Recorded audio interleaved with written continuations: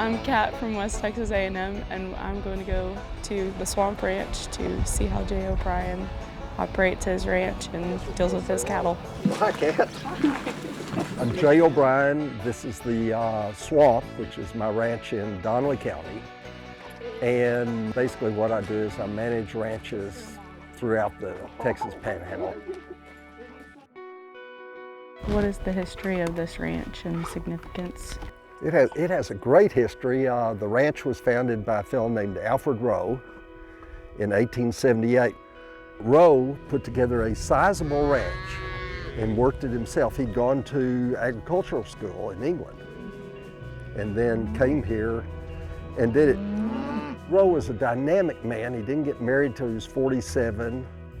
He brought his wife over here from England and they lived here for a few years, and then in about 1910, she moved back to England.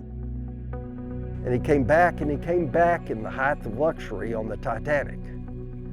And he went down in the Titanic. And this ranch then was sold to a man named William Lewis. And he operated it until the 50s when he died, and his family operated it until we bought it in the 80s. How important was the ranching industry to the history of Texas? If you look at the 19th century, really, especially in the Panhandle, in the northern Texas, there was no other industry there except for cattle. Cattle was it, and so the cattle industry was essential, but the oil industry came along, and that became a parallel important industry.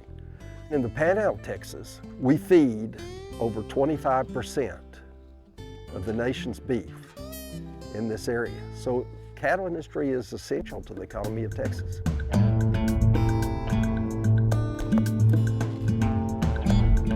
My name is Thamer. I'm from Amarillo, Texas. I help out around here with just general cattle operations. Today we're gonna feed some cows and some baby calves. Who am I feeding? This one right here. It's 38% cottonseed cake. There's enough grass out here to sustain these cows. But what this cake does is it just keeps them in just a little bit better shape, just gives them a little bit more protein. He is checking all the cows, making sure they're all healthy, there's no problems. Kind of checking the calves too, counting how many calves he has out here. 50 in a bull is what I've got. You had to count how many cows he had in order to know how much feed to put out here. Camp guys, cowboy guys have always kept a day book, and that's just what they did every day, whether it's we fed this, we ran it here. And so, like everybody else, I've just elected to put mine on my iPad. In a lot of ways, ranchers, all we are is grass farmers, and these cows are our tractors. They come out here and they eat this grass and they convert it into protein, and this grass keeps them healthy enough that every year they can produce a calf like all these little guys you see running around. And that's what we actually market. That's where our paycheck comes from, is by getting that calf to market weight, selling it, so eventually it becomes beef and comes to your house or your table. It's just good to walk through them like this, because when you want to be used to humans, we also give them a pour-on fly treatment to try to keep the bugs off them as much as possible. You get to know some of these cows, like that 429. I know her, she's friendly, she lets you pet her.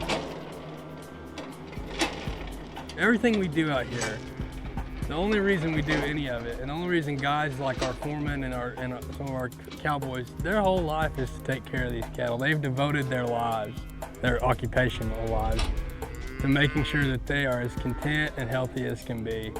With the exception of barbed wire fences and the fact that we're just in a settled territory and the fact we're able to use pickups to feed, we don't have to do everything horseback. It's not that different than ranching was in the 1880s. Our job is to take good enough care of the grass that the grass takes care of the cows. We're still selling the same thing they were back then. But no, it's very much not a whole lot different than back when Goodnight was here.